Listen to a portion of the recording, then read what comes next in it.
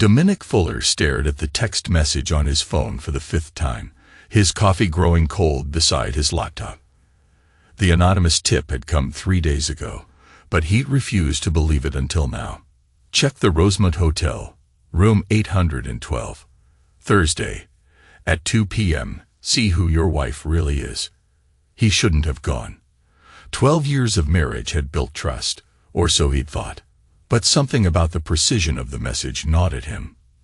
Dominic had canceled his afternoon meetings and driven across town to the upscale hotel, where a $100 bill to the desk clerk had gained him access to the security monitor feed.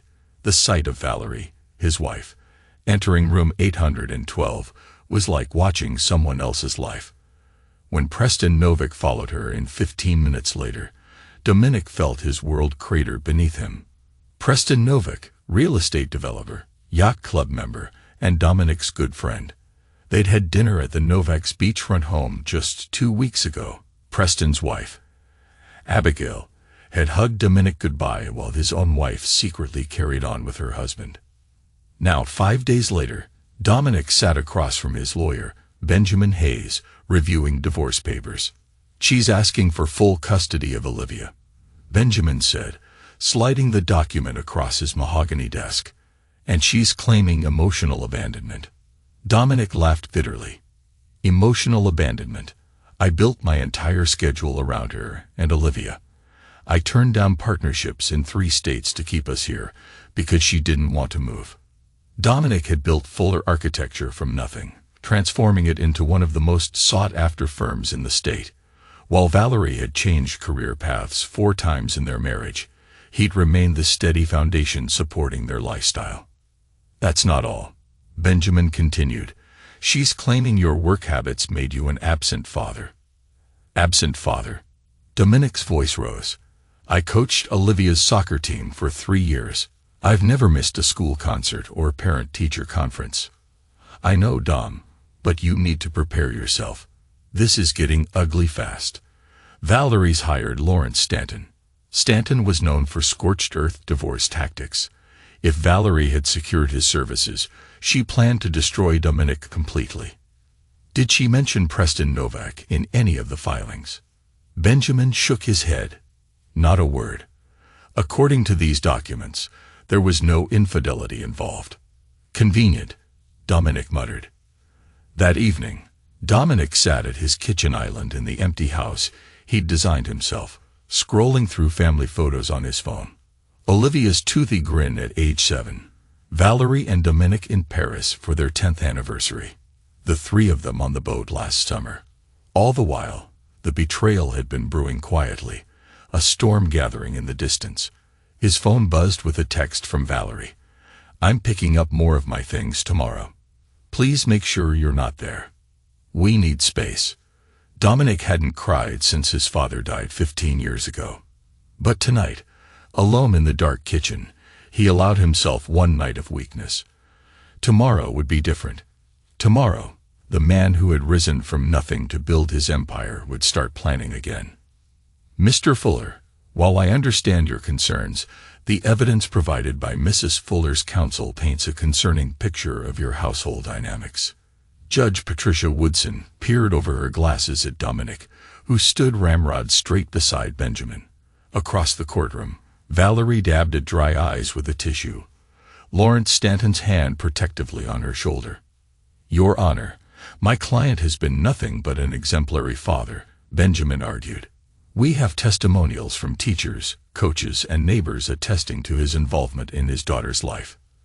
The judge nodded. "I've reviewed those documents, Mr. Hayes.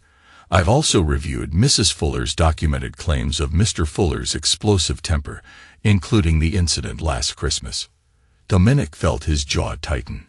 The incident had been nothing more than a raised voice when he discovered Valerie had maxed out their joint credit card on a fur coat while simultaneously donating to animal rights charities for the tax write-off. "For now," Judge Woodson continued, "I'm granting temporary primary physical custody to Mrs. Fuller with weekend visitation for Mr. Fuller. We'll reassess in 90 days. The gavel fell with finality.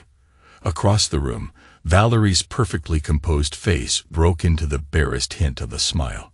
Outside the courthouse, Dominic loosened his tie as Benjamin tried to offer reassurance. "It's temporary, Dom. We'll gather more evidence, show your home is stable." "Did you see her?" Dominic asked quietly.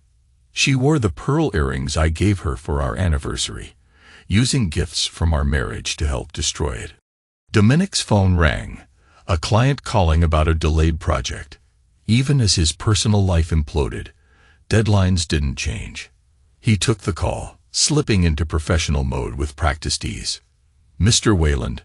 "Yes, I understand your concerns. The permits were delayed, but I've spoken with the county office personally this morning. We should have approval by Tuesday." After finishing the call, Dominic noticed a sleek, black Maserati pulling up to the curb.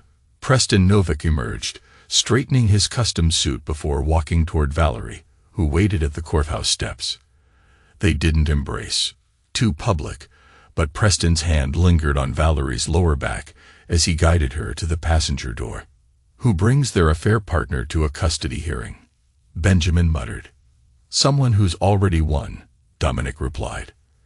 That weekend, Dominic picked up Olivia for their first court-mandated visit. The house he had built was suddenly filled with her laughter, echoing through rooms that had been too quiet for far too long. His 9-year-old daughter's face lit up when she saw him, racing down the walkway of Valerie's new downtown condo. "Daddy," she cried, launching herself into his arms. "Mom said you were really busy with work, and that's why I couldn't see you." Something hardened in Dominic's chest. "I'm never too busy for you, Liv. Never." Later, as they built a model skyscraper together in his apartment, a downtown rental he'd taken temporarily, Olivia looked up with her mother's green eyes. "Are you sad, Daddy?" Dominic carefully placed a tiny architectural piece. "Sometimes, but I'm happy when I'm with you. Mom's friend Preston says you're just going through a phase. That dads sometimes need to find themselves." She wrinkled her nose. "What does that even mean?" Dominic set down the model. "Olivia, what else does Preston say about me?" The floodgates opened. Preston had opinions on everything. Dominic's career choices, his parenting style, even his taste in cars, all conveyed to a 9-year-old as casual conversation. That night, after returning Olivia to Valerie's condo, Dominic drove to the overlook above the city. The lights below mirrored the stars above, both equally distant and cold. He pulled out his phone and made a call to someone he hadn't spoken to in years. "Malcolm, it's Dominic Fuller. I need that favor you owe me." 6 months passed in a blur of courtrooms, client meetings, and precious weekends with Olivia. The divorce proceedings dragged on, with Valerie requesting more alimony each month as Dominic's firm landed bigger projects. Meanwhile, Preston's development company, Novick Properties, began winning bids on projects that had previously been earmarked for Fuller Architecture. Malcolm Turner, Dominic's college roommate turned private investigator, delivered weekly reports documenting Valerie and Preston's relationship. 2 months after the separation filing, Preston had divorced Abigail, citing irreconcilable differences and offering a generous settlement to keep things quiet. Then came the invitation, delivered by courier to Dominic's office. "Mr. and Mrs. Arnold Simmons request your presence at the engagement celebration of their daughter, Valerie Marie Simmons Fuller, to Mr. Preston William Novak." The engagement dinner was being held at the Oakland Club, where Dominic's membership application had been indefinitely waitlisted 3 times despite his success, while Preston had been a legacy member since birth. "You're not actually going, are you?" asked Trevor Booker, Dominic's project manager and closest friend, as they reviewed blueprints in the office. "Olivia called and begged me to come," Dominic said. "Her mother told her I wouldn't show up because I'm bitter." Dominic traced a line on the blueprint. "I won't give Valerie the satisfaction of being right." The night of the dinner, Dominic arrived exactly 12 minutes late, enough to make an entrance, but not enough to be considered rude. The grand foyer was abuzz with laughter, and sparkling conversation as golden light spilled through the crystal chandeliers. The Oakman's ballroom glittered with crystal and old money, neither of which had been part of Dominic's upbringing. Valerie spotted him immediately, her practiced smile faltering for just a moment before she whispered something to Preston. They approached together, the perfect couple. "Dominic, I'm so glad you could make it," Valerie said, air kissing near his cheek. Her diamond engagement ring caught the light, at least 4 carats larger than the one Dominic had saved for years to buy her. "Wouldn't miss it," Dominic replied evenly. "Where's Olivia?" "With the other children in the club's playroom. We thought it best to keep tonight adults only," Preston explained, his hand possessively on Valerie's waist. Dominic nodded and moved toward the bar. Throughout dinner, he felt the weight of stares, Valerie's family, Preston's business associates, and country club members who'd known both families for generations. He was the outsider, the abandoned husband, an object of pity or judgment, depending on which rumors they believed. When dessert was served, Dominic excused himself to find Olivia. In the playroom, his daughter sat alone in a corner, still in her party dress, but with a book open on her lap. "Hey, Butterfly," he said, sitting beside her. Olivia looked up, her face brightening. "Daddy, you really came. I told you I would. I always keep my promises to you." She closed her book. "Preston said you probably wouldn't stay for cake." "Did he? Well, I'm full of surprises." He glanced at her book. The Secret Garden *. "Is that from the library?" Olivia shook her head. "It was in a box Preston packed up from our old house. He said it was trash, but I took it because you used to read it to me." Something cold settled in Dominic's chest. "What box, Liv?" "The one with all our photo albums and stuff. Preston said Mom wanted to purge bad memories." Dominic took a careful breath. "Let's go get some cake, shall we?" When they returned to the ballroom, the toasts had begun. Valerie's father, Arnold, spoke about how Preston was the son he had always wanted. Laughter rippled through the crowd. Dominic had heard the joke before at family gatherings. Then Howard Reed, Dominic's uncle and only attending family member, stood to offer surprising congratulations. "To new beginnings," he said, raising his glass to Preston, "and to moving up in the world, which is what real men do." His eyes flicked to Dominic. The implied comparison hung in the air. Dominic felt Olivia's small hand slip into his beneath the table. As coffee was served, Valerie clinked her glass, drawing everyone's attention. Her smile was radiant, her voice carrying across the ballroom. "I'd like to thank everyone for celebrating with us tonight. Finding true love is rare, and I'm thankful every day that Preston came into my life when he did." She paused, her gaze sliding to Dominic. "I hope I never end up like some people, single with a kid at 40. The room burst into laughter. Dominic felt Olivia's hand tighten in his. He squeezed it gently, anchoring her and himself as the night went on, determined not to let bitterness win. From 2 tables over, Dominic's uncle Howard chuckled loudly. "Real women don't want used goods," he announced, raising his glass again. More laughter. Even Dominic's mother, Eleanor, seated at Howard's table, covered a smile with her napkin. Dominic started to stand, ready to take Olivia and leave, when Preston tapped his own glass and rose. "If I could say something," he began, his voice carrying authority that silenced the room. "Before we continue, I think it's important that everyone knows something." Preston set down his glass and walked deliberately toward Dominic's table. The room fell silent. All eyes tracked the groom-to-be. "Dominic," Preston said, extending his hand. "Thank you for coming tonight. Your presence means more than most here understand." Confused murmurs rippled through the crowd. Preston turned to address the room, his hand still extended toward Dominic. "Many of you have made assumptions about why Valerie and Dominic's marriage ended. Some of those assumptions have been voiced tonight at what should be a celebration." Valerie's smile froze on her face. "Preston, darling, perhaps now isn't." "On the contrary, Preston continued. Now is exactly the time. He looked directly at Dominic. The truth deserves to be heard. The silence in the Oakman ballroom was absolute. Preston Novak stood in the center of the room, commanding attention like the born leader he fashioned himself to be. I've known Dominic Fuller for 6 years, Preston began.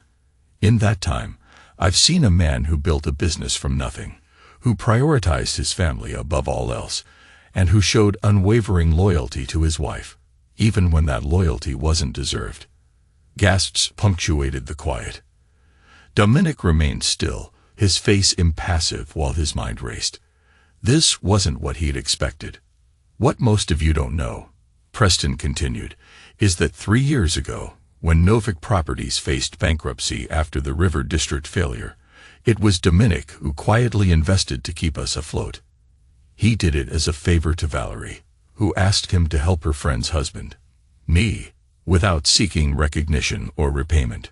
Dominic felt Olivia looking up at him questioningly. He hadn't told her about the investment, nearly $2 million that had never been repaid. The truth is, Preston said, his voice dropping to a theatrical near whisper that nonetheless carried across the hushed room, I owe my current success to Dominic's generosity, a generosity I've repaid by taking his wife. The room erupted in shocked murmurs. Valerie's face drained of color. And one more thing, Preston added, turning to Howard Reed. About used goods, I think everyone should know that the only reason Dominic's construction loan for the Westbrook project was denied was because you, Howard, called in favors to block it, your own nephew. Howard sputtered, his face reddening. That's an absolute fabrication. Is it? Preston raised an eyebrow. I was at that board meeting. I heard your call, Howard. The weight of the truth pressed down on the entire room, leaving judgment hanging in the air as Preston returned to Valerie's side. You said, and I quote, "The Fuller boy needs to learn his place." Preston continued, his voice clear in the stunned silence. Eleanor Reed covered her mouth in shock, staring at her brother-in-law. Preston returned to Dominic's table and extended his hand again. Thank you for coming tonight. Your daughter deserves to know what kind of man her father really is. Dominic stood slowly, towering over Preston by several inches. He didn't take the offered hand. If you'll excuse us, Dominic said quietly, my daughter and I were just leaving. As they walked toward the door, Dominic felt every eye on them. Olivia's small hand gripped his tightly. Is it true, Daddy? She whispered. Did you really help Preston when he was in trouble? Yes, Dominic answered simply. Then why did Mom leave you for him? That's not fair. Life rarely is, butterfly, but we keep moving forward. At the ballroom doors, Dominic paused and turned back. Valerie was furiously whispering to Preston, whose magnanimous expression had hardened to something colder. Outside in the crisp evening air, Dominic helped Olivia into his car. As he started the engine, his phone buzzed with a text from a number he didn't recognize. We need to talk.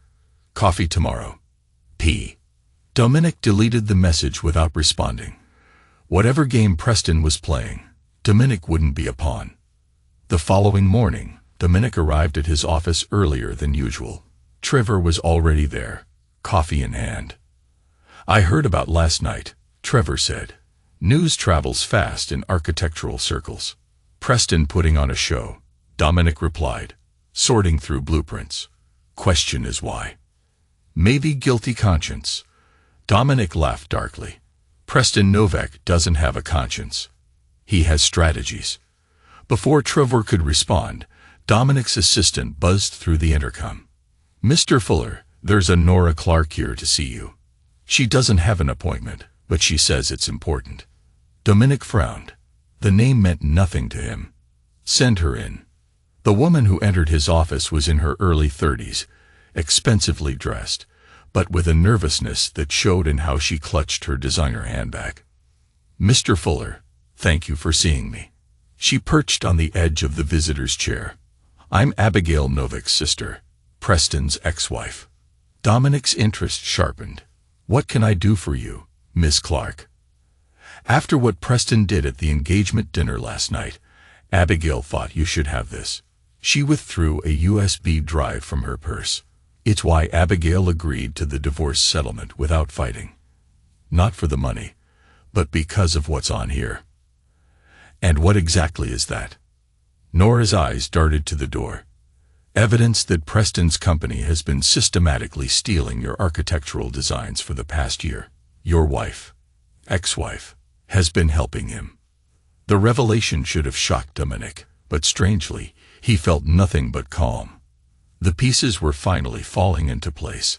After Nora left, Dominic plugged the USB drive into his computer. Instantly, a series of folders appeared on the screen, each labeled with dates and project names that were painfully familiar. It contained dozens of folders with dates going back 14 months, right when Valerie had started redecorating his home office and insisted on a new filing system for his work. Each folder held photographed pages from Dominic's private sketchbooks, proposals he drafted but never submitted, and client communications that should have been confidential. The most recent folder was dated just 3 weeks ago, well after Valerie had moved out. Trevor whistled low when Dominic showed him the files. They'd been systematically underbidding us with our own designs. That's why we lost the riverfront contract. And the municipal center, Dominic added, and the tech campus. This is industrial espionage, Dom. We can sue them into oblivion. Dominic closed the laptop. Not yet. First, I want to understand Preston's angle from last night. Why expose Howard? Why paint himself as the villain? Maybe he thinks coming clean protects him somehow. Or maybe, Dominic said slowly, he's setting up something bigger. He swiveled in his chair, looking out at the skyline he'd helped shape. Get Malcolm on the phone. I need him to dig deeper into Preston's finances and find out who else has access to my house. Later that day, as Dominic reviewed revised blueprints for the Sullivan project, his phone rang with Valerie's number. Why aren't you answering Preston's calls? She demanded without preamble. Hello to you too, Valerie. Don't play games, Dominic. After the stunt he pulled last night, trying to make it up to you, the least you could do is be civil. Dominic set down his pencil. Make it up to me. Is that what you call it? He publicly acknowledged your help. Do you know how much that cost him? His investors are questioning his judgment now. Fascinating, Dominic replied.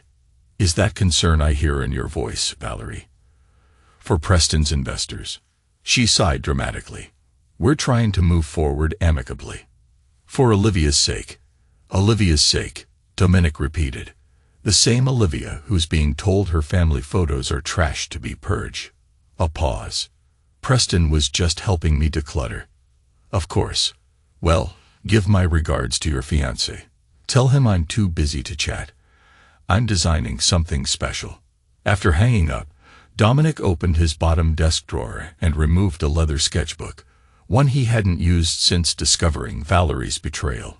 Inside were his initial concept drawings for his dream project, a sustainable mixed-use development called Legacy Heights that would transform the abandoned industrial district. He'd shelved the project during the divorce proceedings, lacking both capital and emotional bandwidth.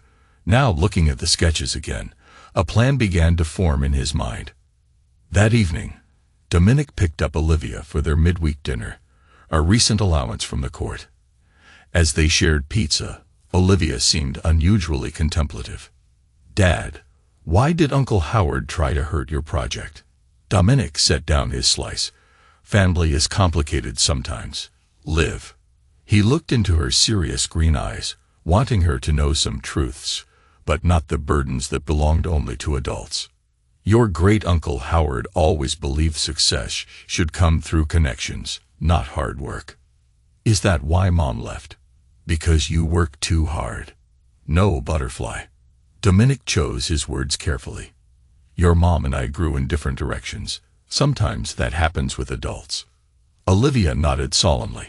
Preston has a little boy, you know, from before he married his first wife. Dominic froze. Preston has a child. Aha. His name is Leo. He's 11. I saw his picture in Preston's wallet. When I asked, Preston got really mad and said it was a nephew. But then I heard him on the phone later saying, I can't have Leo visit right now, Caroline. It's complicated. Dominic filed away this information carefully. That's very interesting, Liv. Very interesting indeed. The exclusive Westridge Golf Club lounge hummed with power lunches and deal-making. Dominic, rarely seen in such old money establishments, drew curious glances as he approached the corner table where Winston Blake held court. Winston, 72, silver-haired and ruthless, controlled the largest private equity firm in the state. He'd rejected Dominic's loan application 3 years earlier with a dismissive, too speculative. Now he stood to shake Dominic's hand with unexpected warmth. Fuller, good to see you, Scotch. Dominic declined with a smile. Bit early for me, Winston. Thank you for agreeing to meet. Intriguing proposal you sent over. Very intriguing indeed. Winston leaned forward. Legacy Heights. Ambitious name for an ambitious project. It's more than a name, Dominic replied, pulling out his tablet to display the renderings. It's a statement about sustainable urban renewal, taking a forgotten district and creating something lasting. For 30 minutes, Dominic walked Winston through the proposal. Affordable housing blended with luxury units, green spaces, local business incubators, and cutting-edge renewable energy infrastructure. Winston's bushy eyebrows rose higher with each slide. Remarkable vision. But why bring it to me? After our last interaction, I'd have thought Blake Equity would be last on your list. Dominic met the older man's gaze directly. Because Preston Novak approached you last week with a similar concept for the same district. But his version prioritizes luxury condos and high-end retail, pricing out current residents. The community backlash would be significant. Winston's expression remained neutral, but a flicker in his eyes confirmed Dominic's intelligence was accurate. And how would you know what proposals cross my desk, Fuller? Dominic smiled thinly. I know Preston has been shopping around a suspiciously familiar concept, one that bears remarkable similarities to my original vision from 3 years ago. Industrial espionage is a serious accusation. It is, Dominic agreed. One I'm prepared to substantiate in court if necessary, but I'd rather focus on building something extraordinary. Winston studied him for a long moment. You've changed, Fuller. The note of respect in his voice was unmistakable. Adversity tends to have that effect. Your ex-wife's engagement has been the talk of certain circles, particularly after Novak's unusual speech. Dominic shrugged. Ancient history. Winston tapped his fingers against his glass thoughtfully. Tell me something. This project, is it about rebuilding a neighborhood, or rebuilding yourself? Does it matter if the result benefits thousands of people? A slow smile spread across Winston's face. Come to my office tomorrow. Bring your full proposal. And Fuller, bring your lawyer too. I think we have a deal to structure. That evening, Dominic met Trevor and Benjamin at his apartment to discuss the meeting.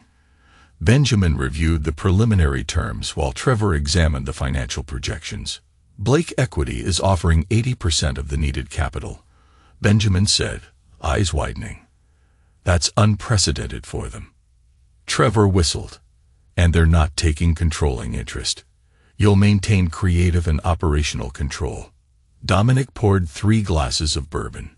Winston Blake recognizes value, and he's not fond of Preston's methods.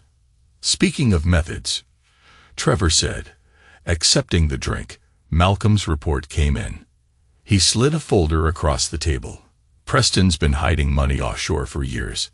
That bankruptcy 3 years ago, it was manufactured to avoid paying contractors while he moved assets around. Dominic leafed through the documents. And the $2 million I invested went straight to an account in the Caymans. Never touched his business. Benjamin frowned. This is serious fraud, Dom. We could take this to the SEC. Not yet, Dominic replied. There's more to uncover. He turned to a section of the report. What's this about a property impairment? Ah, Trevor said, that's the interesting part. Preston owns a lakefront estate in Burlington under a shell company. Visits 6 times a year like clockwork. Let me guess, Dominic said, to see his son. Trevor's eyebrows shot up. How did you know about Leo? Olivia mentioned him. Preston's keeping the boy a secret from Valerie. Not just Valerie, Trevor added. Preston's been paying his ex-girlfriend Caroline Weber $20,000 a month in undocumented cash to keep Leo out of the spotlight. The boy doesn't even have Preston's last name. Dominic tapped the folder thoughtfully. Preston values his public image above all else. The successful businessman, the perfect husband, now the magnanimous fiancé. What are you thinking, Dom? Benjamin asked. I'm thinking it's time I met Caroline Weber. 2 days later, Dominic stood on the porch of a modest craftsman home in Burlington, Vermont. The autumn leaves painted the surrounding mountains in brilliant oranges and reds. The door opened to reveal a striking woman in her early 40s, her suspicious expression softening slightly at Dominic's unexpected appearance. Caroline Weber. I'm Dominic Fuller. Recognition flashed in her eyes. Valerie's ex-husband. May I come in? It concerns Leo. Caroline hesitated, then nodded and opened the door wider, gesturing for Dominic to step inside. The warmth of the house contrasted with the crisp chill outside, and next to the glowing stove, a child's laughter echoed faintly from another room.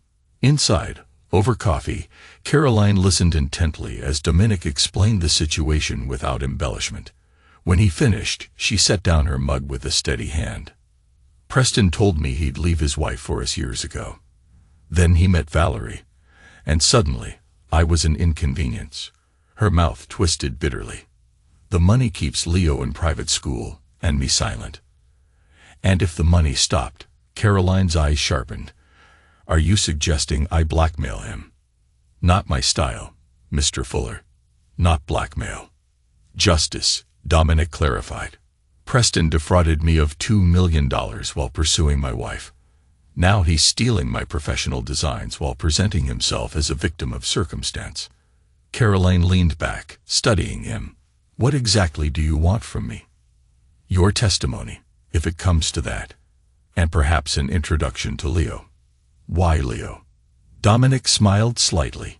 Because every child deserves to know their father, and every father should acknowledge their child publicly.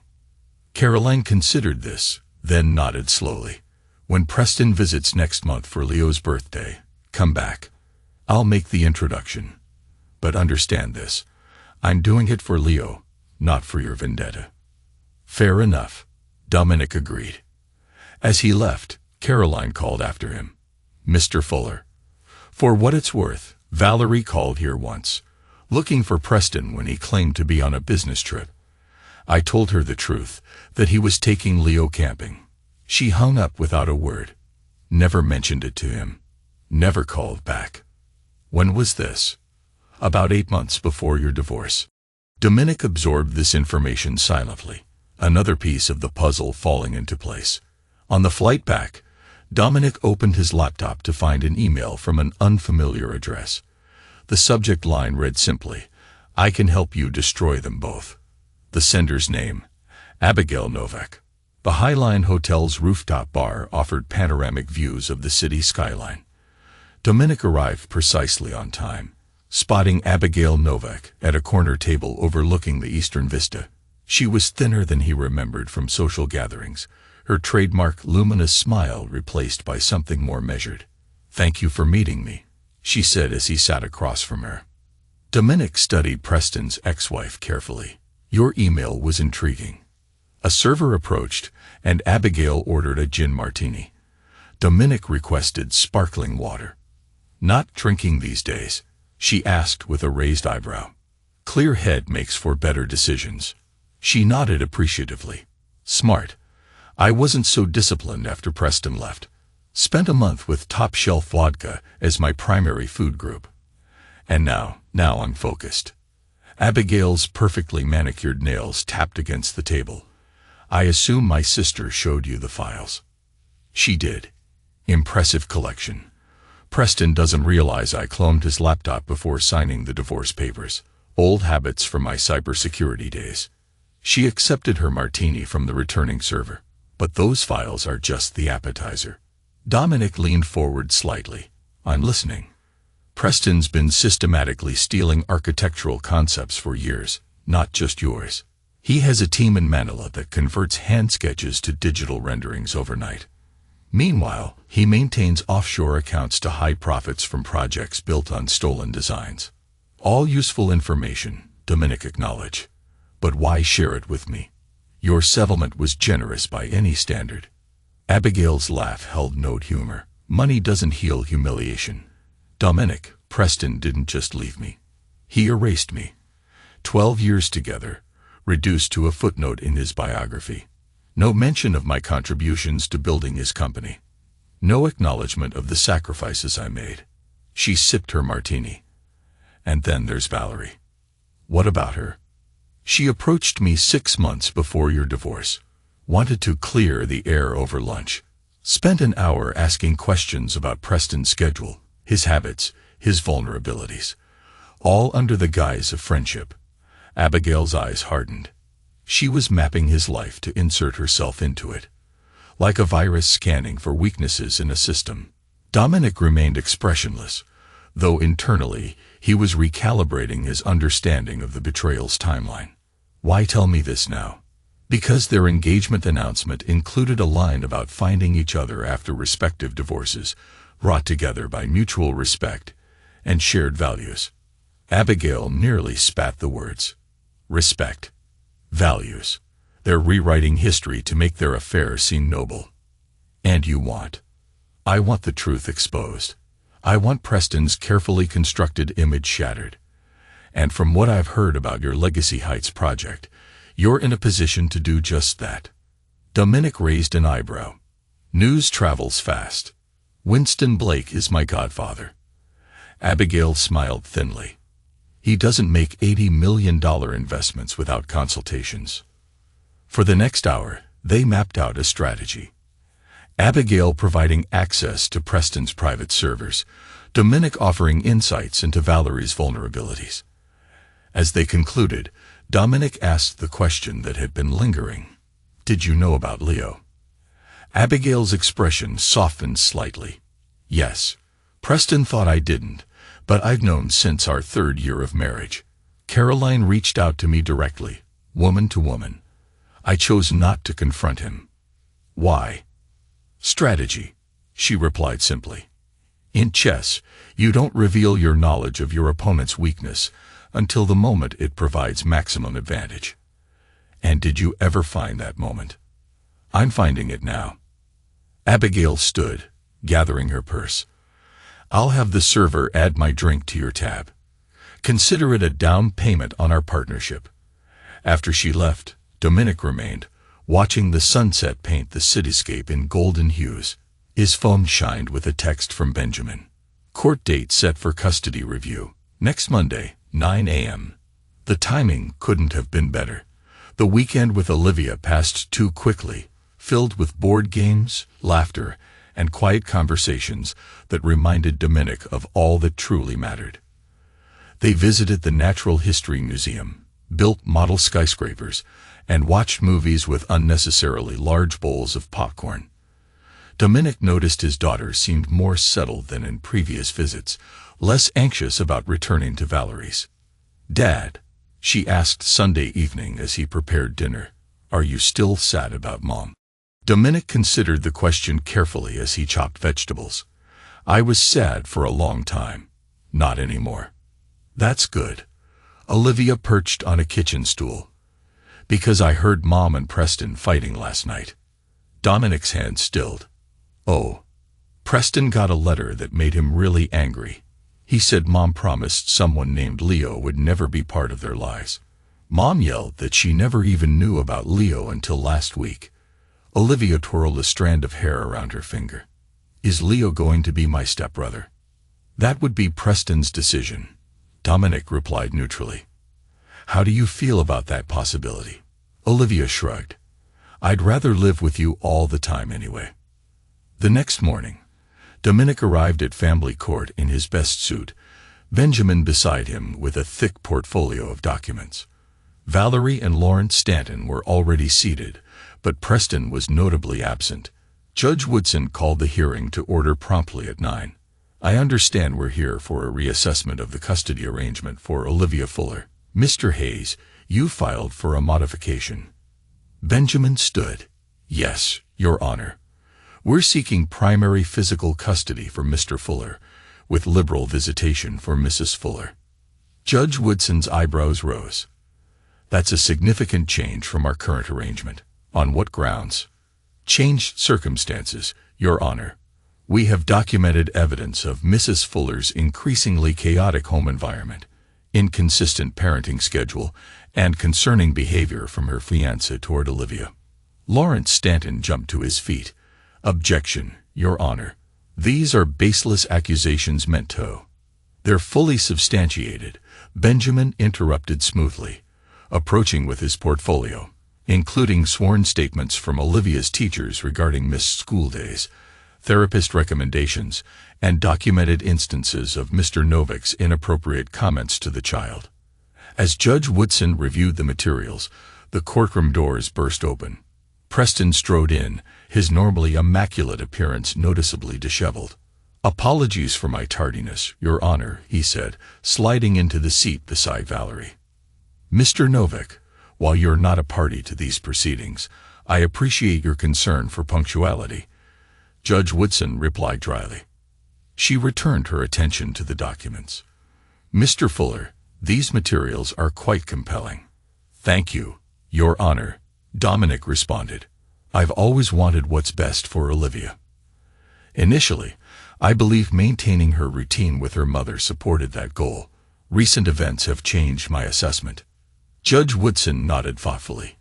Mrs. Fuller, do you wish to respond to these allegations? Valerie stood, her tone carefully composed as she tried to defend her position before the court. Valerie stood, her composure slipping. Your Honor, my ex-husband is manipulating the situation. Yes, there have been some scheduling challenges as we plan our wedding, but Olivia is thriving. As for Preston's so-called inappropriate comments, children often misinterpret adult conversations. Interesting perspective, Judge Woodson noted. Mr. Stanton, anything to add? Before Lawrence could speak, Preston stood. Your Honor, if I may address the court. Judge Woodson hesitated, then nodded. Briefly, Mr. Novick, though I remind you that you have no standing in this custody matter. I understand. Preston straightened his tie. I simply wish to express that I grown to care deeply for Olivia and would never intentionally cause her distress. If my presence has somehow complicated her life, I deeply regret that. Perhaps, he paused dramatically, a more balanced custody arrangement might indeed be in Olivia's best interest during this transition period. Valerie's head whipped toward Preston, shock evident on her face. Judge Woodson's expression remained neutral, but Dominic detected the faintest hint of distaste in her eyes as she observed the interplay. Given the documentation provided, and the apparent agreement from all parties, I'm inclined to modify the custody arrangement, Judge Woodson declared. Primary physical custody will transfer to Mr. Fuller, with Mrs. Fuller having weekend visitation. We'll reassess in 6 months. Outside the courtroom, Valerie cornered Preston while Dominic and Benjamin gathered their materials. What the heck was that? She hissed, just loud enough for Dominic to overhear. You completely undermine me. Preston's response was too quiet to catch, but his expression was tense.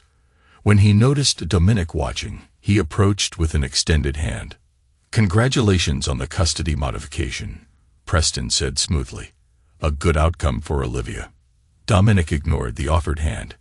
Interesting timing on your change of heart. Sometimes clarity comes when we least expect it. Indeed. Dominic smiled thinly. Speaking of clarity, how's Leo? 11 is such a formative age. Preston's facade cracked momentarily, his eyes widening before he regained control. I'm not sure what you're referring to. Of course you do. Caroline sends her regards. Before Preston could respond, Dominic turned away. Benjamin, let's finalize the paperwork. I want to pick up Olivia from school myself today." As they walked toward the elevators, Benjamin muttered, "What was that about?" "Just setting the stage," Dominic replied. "Act 3 is about to begin."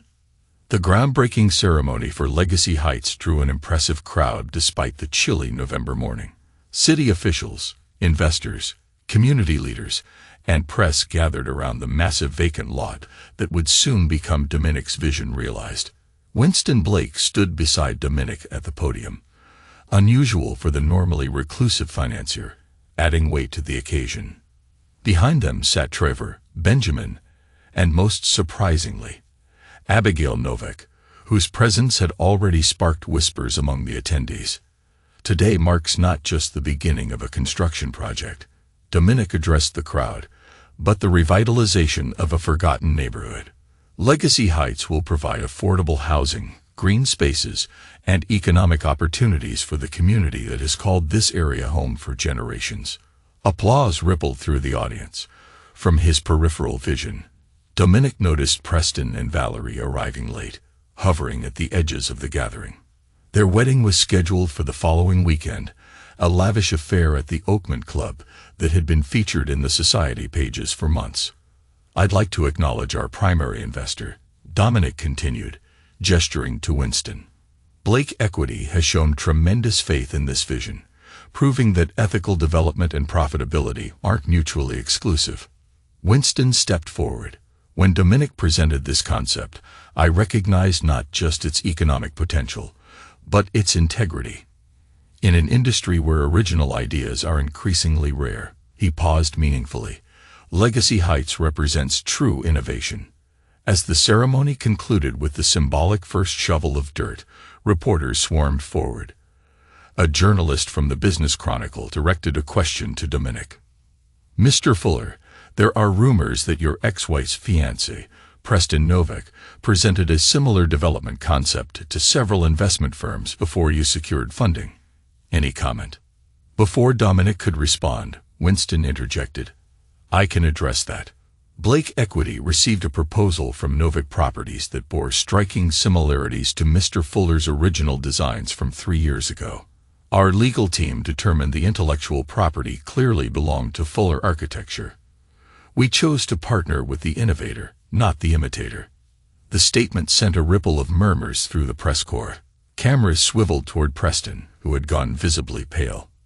Later, at the reception in the project's preview center, Dominic strategically positioned himself near the architectural model display. As expected, Preston approached, champagne glass in hand, fabricated smile firmly in place. "Impressive project, Dominic. Congratulations." "Thank you, Preston. I've had these plans for years, waited for the right moment to unveil them." Preston's jaw tightened almost imperceptibly. Blake's comment to the press was unnecessary. There are bound to be conceptual similarities in urban planning. Similarities, yes. Identical sustainability metrics, financial projections, and community integration models that crosses into something else entirely. Dominic sipped his water. "But I'm sure your lawyers have advised you on the distinction. Are you threatening legal action?" "Not at all. I'm celebrating my project's launch. Your concerns about litigation seem telling, though." Preston leaned closer, his voice dropping. "You don't know everything, Dominic. There are things that could ruin reputations, yours included. Be careful with how you play this next chapter." Dominic held Preston's gaze, unflinching. "I always play to build, not destroy." The implication hung in the air, every bit as heavy as the tension boiling just beneath the surface.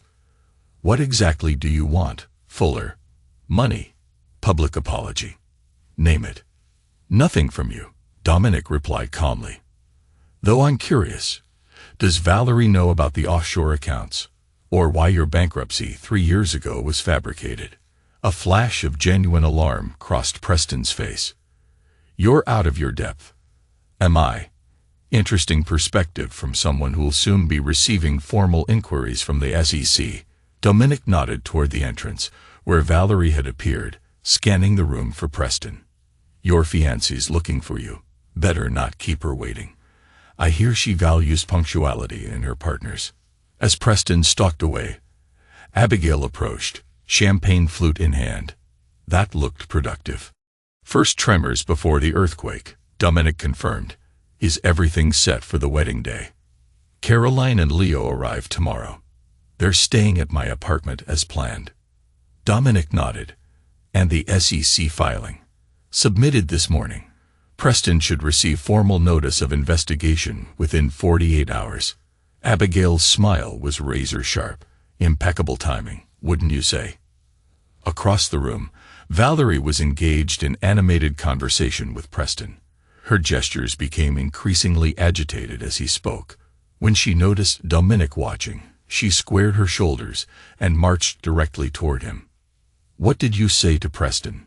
she demanded, abandoning all pretense of social niceties. "Congratulated him on your upcoming wedding," Dominic replied evenly. "It's this weekend, isn't it? Olivia is excited about her flower girl dress." Valerie's eyes narrowed.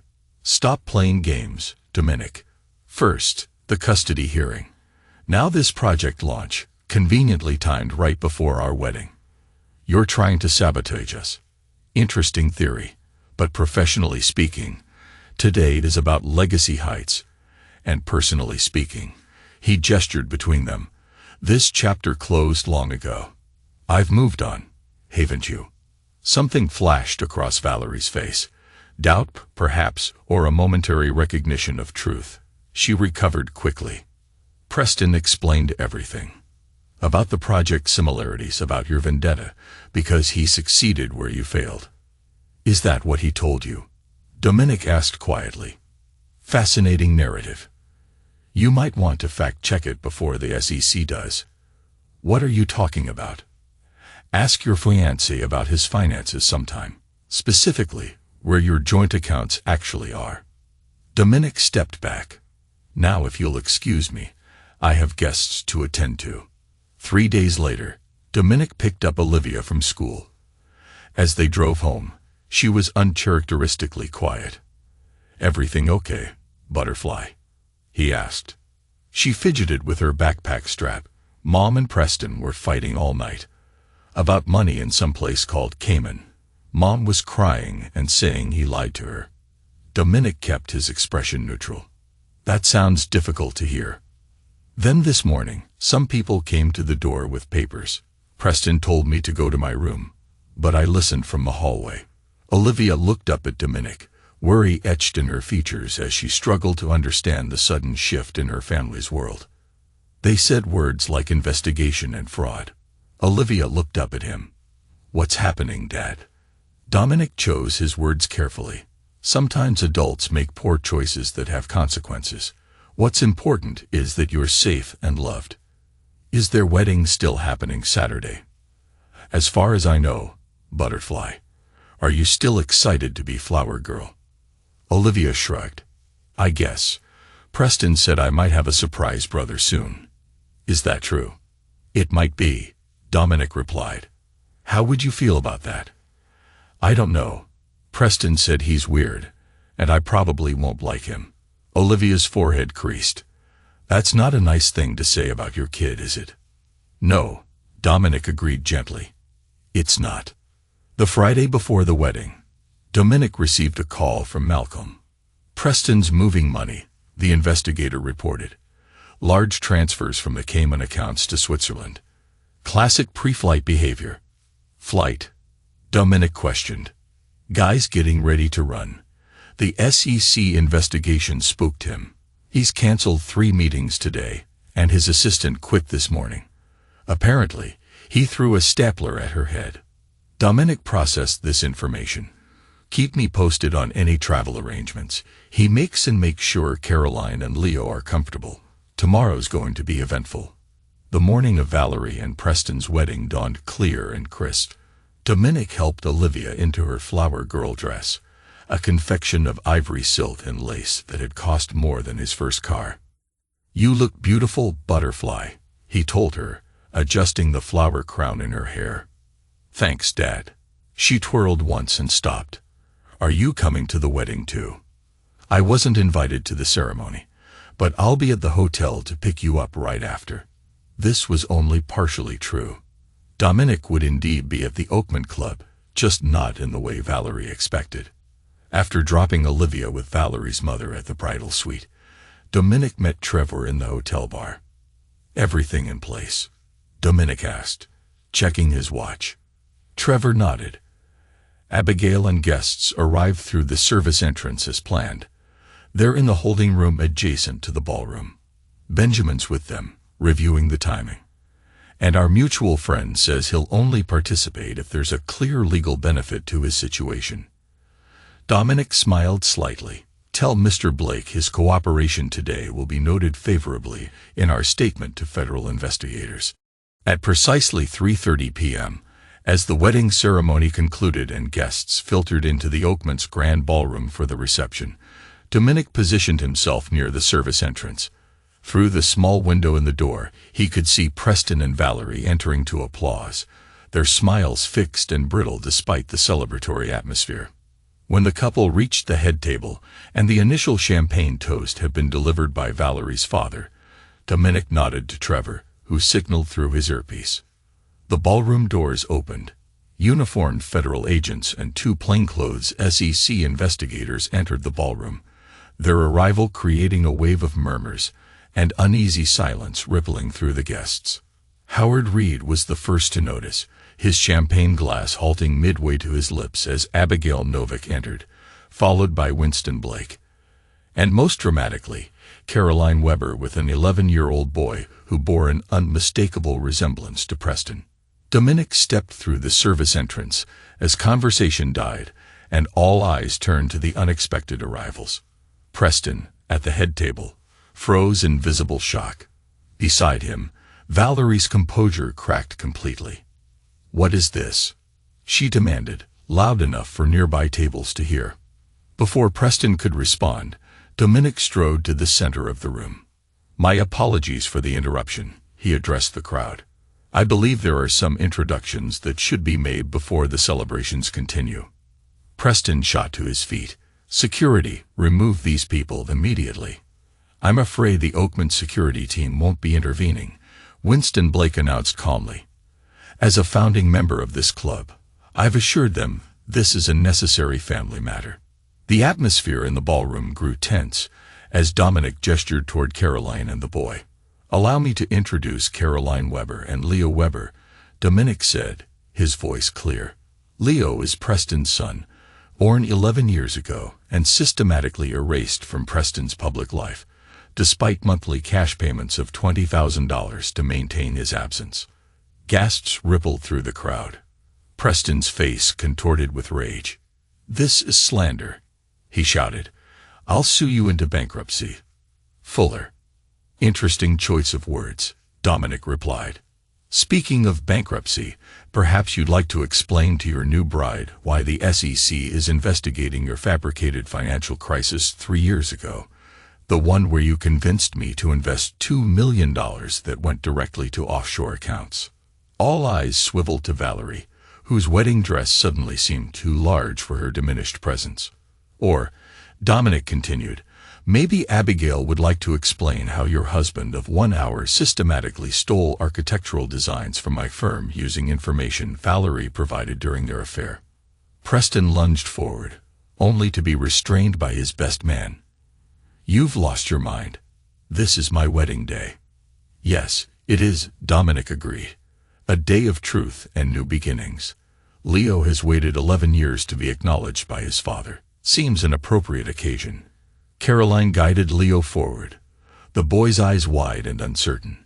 "Preston," she said quietly, "your son just wanted to meet you properly.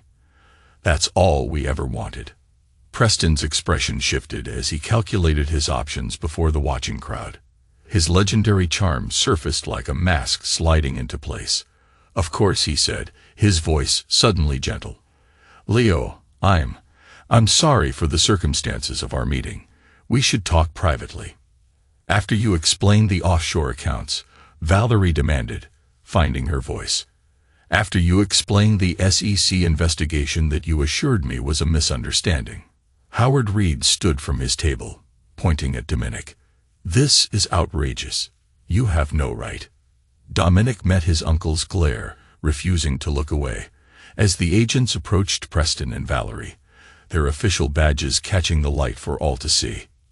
You're just jealous that Valerie upgraded to a real man with real success. Interesting perspective, Winston Blake interjected, particularly given that Preston's real success appears largely built on fraud. As his primary lender, Blake Equity has received some rather disturbing financial disclosures this week. The ballroom had transformed from wedding celebration to public reckoning. Guests whispered frantically, phones recording surreptitiously despite the Oakman's no photography policy. Dominic approached the head table directly. I didn't come to destroy your wedding day. I came to ensure everyone here understands exactly who they're celebrating. He turned to address the room. 3 years ago, at this very club, I was denied membership despite my professional accomplishments. Howard Reed, my own uncle, told the committee I lacked the right background.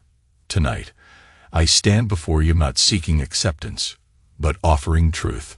Preston's facade finally cracked completely. You think you've won. You've accomplished nothing except proving you're as vindictive and petty as I always said you were. On the contrary, Dominic replied calmly, I've reclaimed what was stolen, my designs, my reputation, and most importantly, my daughter's future.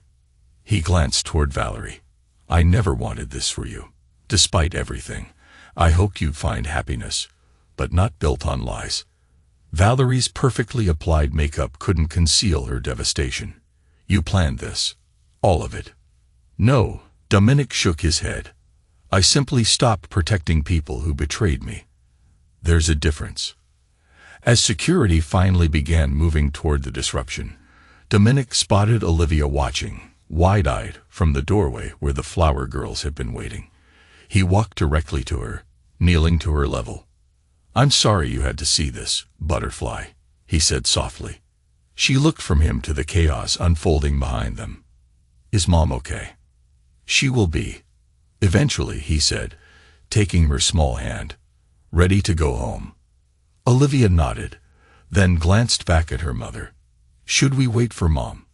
I think your mom and Preston have some important conversations ahead. We'll talk to her tomorrow. As they walked out through the Oakman's grand foyer, past the whispers and stares, Dominic heard Preston's raised voice from the ballroom. This changes nothing. The SEC has nothing concrete. Blake is bluffing. Outside in the late afternoon sunlight, Olivia looked up at him. Dad, was that boy really Preston's son? Yes, Butterfly. And Preston kept him a secret, even from Mom. Adults sometimes make complicated choices, Dominic replied carefully. Not always good ones. Olivia considered this, then squeezed his hand. I'm glad you're not complicated like that. As they reached the car, Dominic's phone buzzed with a text from Benjamin. SEC just issued an arrest warrant for PN. Agents waiting at airport and residence. Valerie not implicated, yet. Dominic slipped the phone back into his pocket without responding. He looked up at the sky, feeling a weight finally lift as the sun dipped lower. A different kind of ending, and a new beginning for both him and Olivia. The wheels of justice would turn without his further involvement. The story dominated local news for weeks. The headlines progressed from society wedding turns to chaos, to developer Novak arrested on fraud charges, to architectural espionage. Inside the Fuller Novak case, each day brought new revelations about Preston's financial deceptions and the systematic theft of intellectual property. Dominic maintained public silence, focusing instead on Olivia and the groundbreaking of Legacy Heights. The project had received additional funding after the scandal broke, with several investors specifically citing their desire to support ethical development, in contrast to Novak's methods. 3 weeks after the wedding fiasco, Dominic received a text from Valerie requesting a meeting. They arranged to meet at a neutral coffee shop downtown, away from familiar eyes.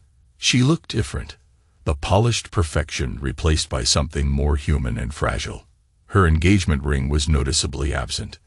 "Thank you for agreeing to see me," she said as Dominic sat across from her. "How are you holding up?" he asked, genuinely curious.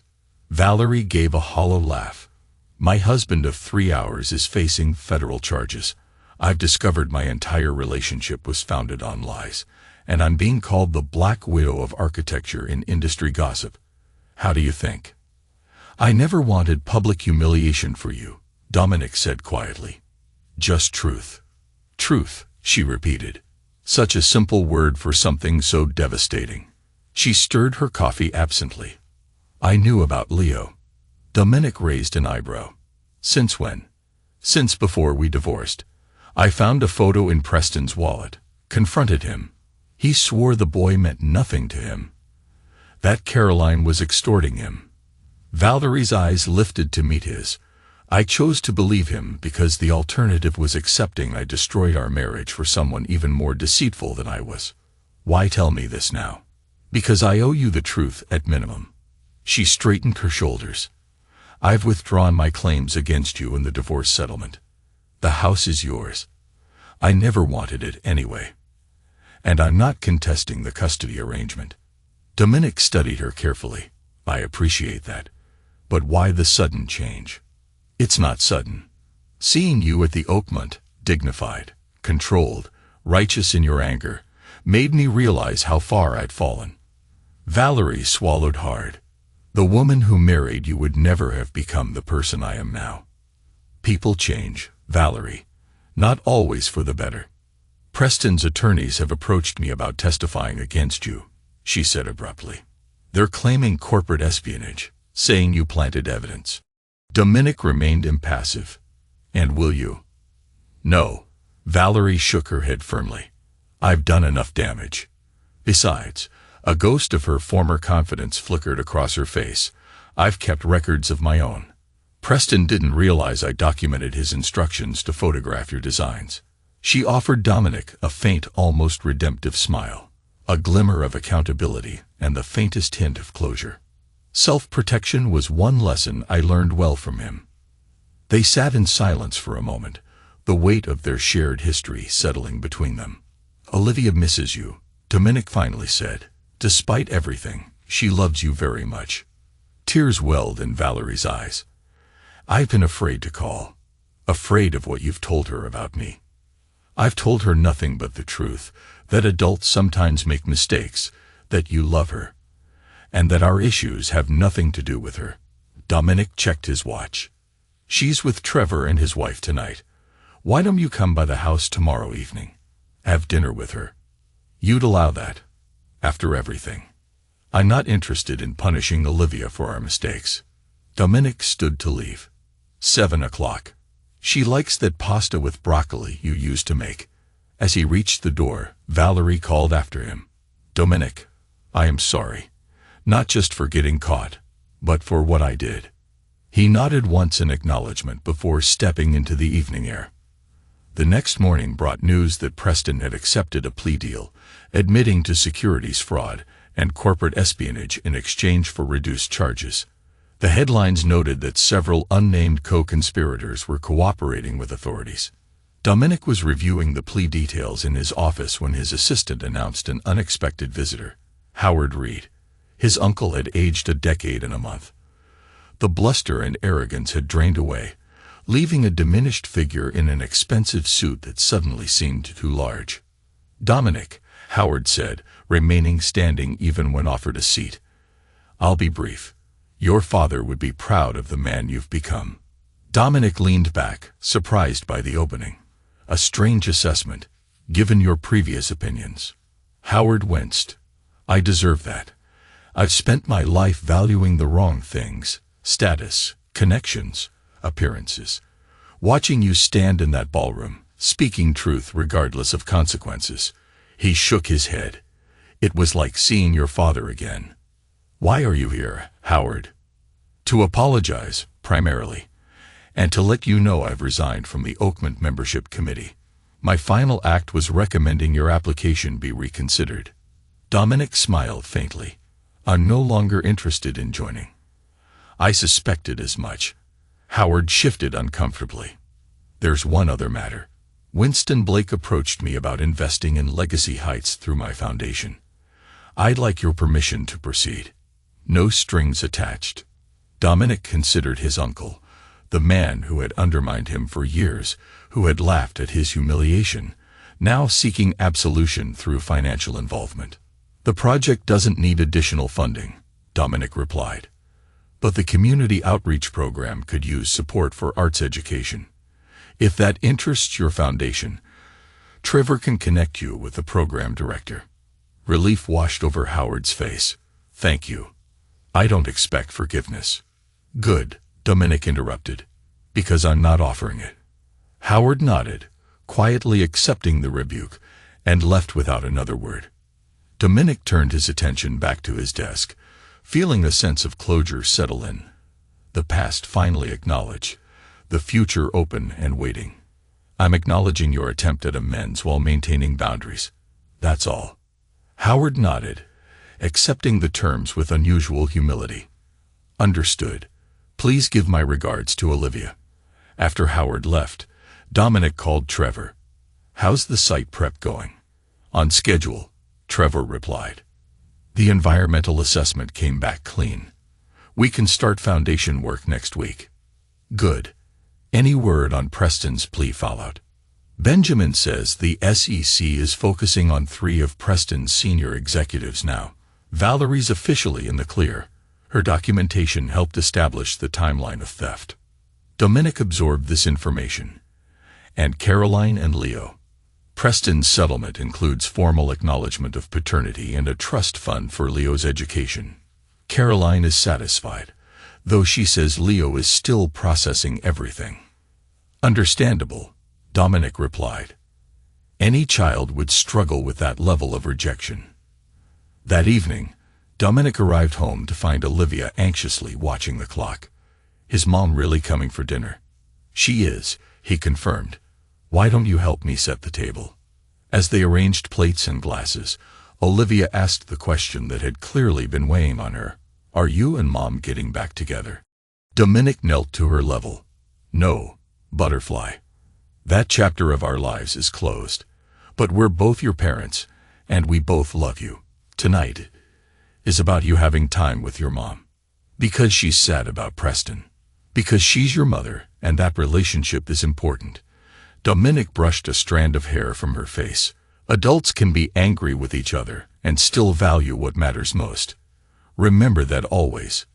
When Valerie arrived, punctual, bearing flowers and Olivia's favorite dessert, the evening progressed with surprising ease. They focused on Olivia, creating a bubble of normalcy amidst the wreckage of recent events. After dinner, while Olivia showed Valerie her latest school project upstairs, Dominic received a text from Abigail. Preston's plea includes forfeiture of the Vermont property. Caroline is considering purchasing it to provide stability for Leo. Thought you'd want to know. Dominic replied with a simple, a fitting resolution. Thank you. Later, after Valerie had left and Olivia was asleep, Dominic sat on his back porch, contemplating the stars above. His phone buzzed with another message, this time from Benjamin. Final divorce decree arrived today. Officially a free man. Celebratory drink tomorrow. Dominic smiled slightly. Thanks, but I'm taking Olivia to the Legacy Heights site. Rain check. Freedom, Dominic reflected, wasn't found in legal documents or public vindication. It was in the ability to build something meaningful from the ashes of betrayal. Not just a development project, but a life guided by principles rather than bitterness. The vengeance he'd orchestrated hadn't brought him joy, only clarity and a cauterized wound where trust had once lived. That was enough. The next morning, as the sun crested over the construction site, Dominic and Olivia stood together in bright yellow hard hats. 1 year later, the grand opening of Legacy Heights' first phase drew an impressive crowd. The mixed-use development had transformed a formerly abandoned industrial zone into a vibrant community hub, with affordable housing units, green spaces, and local businesses already thriving. Dominic stood on the podium, Olivia beside him as he prepared to cut the ceremonial ribbon. Behind them, The distinctive eco-friendly architecture of his original vision rose against the skyline, no longer just renderings, but realized structures where families now lived. Today marks not an ending, but a beginning, Dominic addressed the gathered community members and press. Legacy Heights represents what's possible when development serves community needs rather than merely extracting value from neighborhoods. Olivia beamed with pride as cameras flashed. At 10, she had developed a keen interest in architecture, often spending afternoons at Dominic's office sketching her own building designs. After the ceremony, as attendees explored the new public plaza, Trevor approached with a news alert on his phone. Preston's sentencing was finalized this morning. 8 years, eligible for parole in 5. Dominic nodded, unsurprised. The case had continued to unfold over the previous year, revealing increasingly complex financial deceptions. Preston had maintained his public stance of persecution until former associates began testifying against him, at which point his defense had shifted to remorse and cooperation. And the restitution? Dominic asked. Full repayment to all defrauded investors, including your $2 million plus interest. Trevor slipped his phone back into his pocket. Blake Equity is handling the distribution. Winston Blake himself approached, looking remarkably unchanged by the passing year. Fuller, magnificent achievement here. The sustainable energy systems alone are revolutionary for this market. Thank you for believing in the vision, Dominic replied, shaking the older man's hand. Vision without execution is hallucination, Winston quoted. You delivered exactly what you promised, a rarity in this business. He lowered his voice. Heard about Novak's sentencing. Just now. Justice served, I'd say. Though I suspect your reclaimed reputation and this, he gestured to the development around them, is more satisfying than seeing him behind bars. Dominic considered this. The project matters more than vindication. Yes. Winston nodded approvingly. Mark of a true builder. Speaking of which, the western parcel we discussed. My board approved the acquisition yesterday. When you're ready to begin Phase 2, the funding is secured. As Winston moved on to greet other guests, Dominic spotted an unexpected figure at the edge of the crowd. Caroline Weber with Leo beside her. The boy had grown several inches since the wedding confrontation, his resemblance to Preston even more pronounced. Dominic approached them, curious about their presence. Caroline, Leo. This is a surprise. Caroline smiled warmly, her demeanor more relaxed than he remembered. Leo wanted to see the place you built. He keeps talking about being an architect like you or his dad. Leo looked up at Dominic, a small grin on his face. Congratulations, Mr. Fuller. This place is amazing. For the first time, Dominic felt a sense of true completion, one born not of retribution or compensation, but of community and hope. As laughter drifted across the plaza and children played in the sunlight, he realized this was the real legacy he wanted, one built on resilience, kindness, and the promise of new beginnings. Caroline smiled warmly. Leo wanted to see your cool buildings. He's developed quite an interest in architecture this past year. The boy, less shy than at their previous meeting, looked up at Dominic with earnest eyes. Did you really design all of this yourself? With a talented team, Dominic confirmed. Are you interested in how buildings are designed? Leo nodded enthusiastically. Mom bought me drafting tools for my birthday. I've been practicing. Perhaps you'd like a tour of the sustainable energy systems. They're quite remarkable. As Dominic led them through the development, explaining the innovative features, he was struck by Leo's intelligent questions and genuine curiosity. The boy bore no responsibility for his father's actions, yet carried the weight of that legacy nonetheless.